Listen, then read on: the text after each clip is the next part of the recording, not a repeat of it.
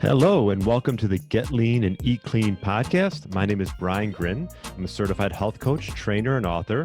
And this podcast is for middle-aged men and women looking to optimize their health and get their bodies back to what it once was 10 to 15 years ago.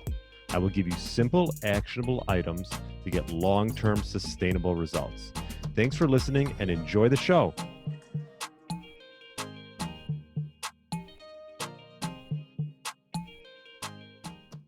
All right, welcome to the Get Lean, Eat Clean podcast. My name is Gryn. Hope you had a great weekend, and hopefully you listened to my interview with James Arthur Smith, the owner of Seatopia. I wouldn't put him on if I didn't really believe in his products. It is sustainably farmed, sushi-grade seafood. And let me tell you, I've been ordering, and this is not like a paid ad. I know it sounds like a paid ad, but I get paid nothing from Seatopia. I pay them monthly to get their product, and I love it. And I like to spread the word on companies that really, they do it right and they produce consistent, clean, quantifiably like nutrient dense, safe seafood without the heavy metals and the microplastics that you'll find with a lot of seafood out there. So if you're a fish lover and a sushi lover in particular, definitely check out my interview with James. That was a great one. Today I wanted to touch on a little bit. I just did we haven't published it yet, but Brad Kearns from the B-Rad podcast, he's become my good podcasting friend, and we just recorded a sort of a dual podcast and just touching on, I think a lot of the stuff that I talk about and he talks about with regarding low carb, regarding fasting, regarding cold exposure or infrared saunas. All of these things obviously have their benefits, but we talked about how you can overdo in all of those categories, especially if you're going to work and it's stressed at work or stressed at home, because these are all stressors, right? And I'm not going to go into a ton of detail, but I will. What I'm going to say is this: you just want to keep an eye on that stuff, because you could definitely overdo. You can overdo fasting. You can overdo low carb. You can overdo high intensity workouts. We see this all the time when individuals get burned out. So you really got to listen to your body. And one of the things that I'm going to do, and I wanted to sort of preface it with this podcast, is I'm going to do some self-experimentation.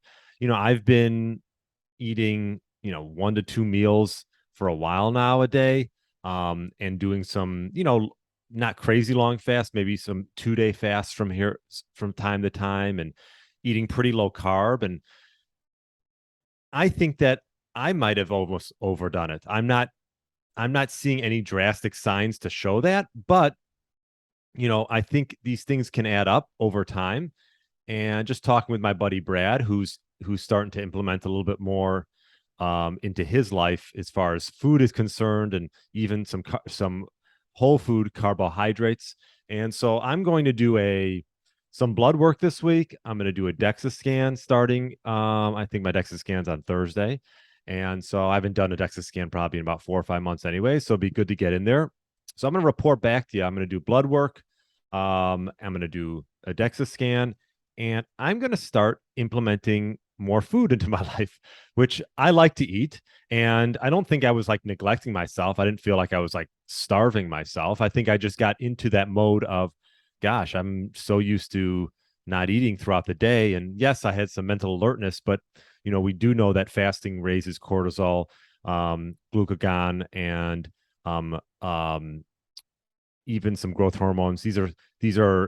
Some of these are stress hormones that could take a toll on your body if you overdo it.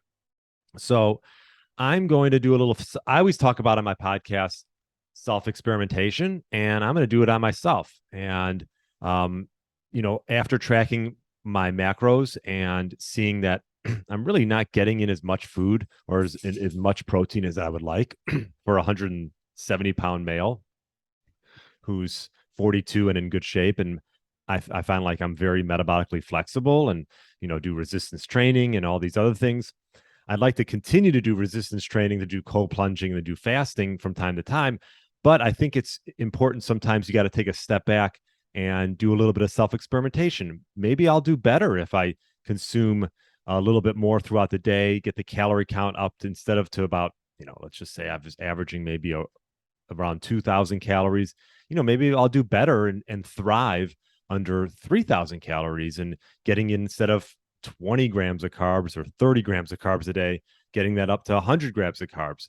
So this is just going to be a little bit of a journey, and I'll definitely take you on that journey and let you know how it goes. But I think the message here is that you should never get too stuck on one thing and just be sort of think your way or the highway sort of thing. I think especially when it comes to health, and I don't want to get that way. I've gone through different stages of eating, and you're seeing this with a lot of people out there right now, even with Paul Saladino, who was a carnivore. Now he's adding in fruit and honey and all these carbs to sort of balance out all of his meat eating. So I'm going to do the same thing. I'm going to start implementing some more carbs into my life. Try to up the calorie count.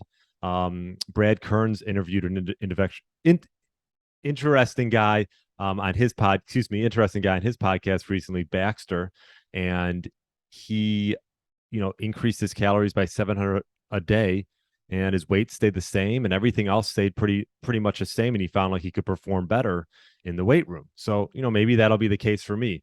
We will find out. So that's what I want to touch on today. Don't be afraid to self-experiment. If you've been in one mode for a long time now, and maybe you're not, maybe you feel like you're stuck one way or the other, it might be time to mix it up. If you've been calorie restricting for a long time, and I think not even on purpose, been probably under eating a bit, maybe it's time to just switch it up and see how the body reacts. And you might even get positive results and maybe even leaner than you thought you would by eating more. I know that sounds counterintuitive, but it happens with individuals. So that is all I wanted to touch on today. Don't be afraid to self-experiment. I'm not, and I'm going to start doing that. I've already started implementing that a little bit, but once I get the dexa and the blood work back, then I'll really go into it, and we'll see what pans out. So that's all I wanted to touch on today. Let me know if you have any questions, and I'll definitely share with you my journey through this and, what we can learn from it and what I can learn from it. I think we can all, gain some knowledge from all this. So thanks so much. And if you have any questions, you can email me, brian@briangryn.com, and I will talk to you later. Talk to you on Friday with a new great interview. Thanks for listening to the Get Lean, Eat Clean podcast. I understand there are millions of other podcasts out there, and you've chosen to listen to mine, and I appreciate that. Check out the show notes at briangryn.com for everything that was mentioned in this episode. Feel free to subscribe to the podcast and share it with a friend or family member that's looking to get their body back to what it once was. Thanks again, and have a great day.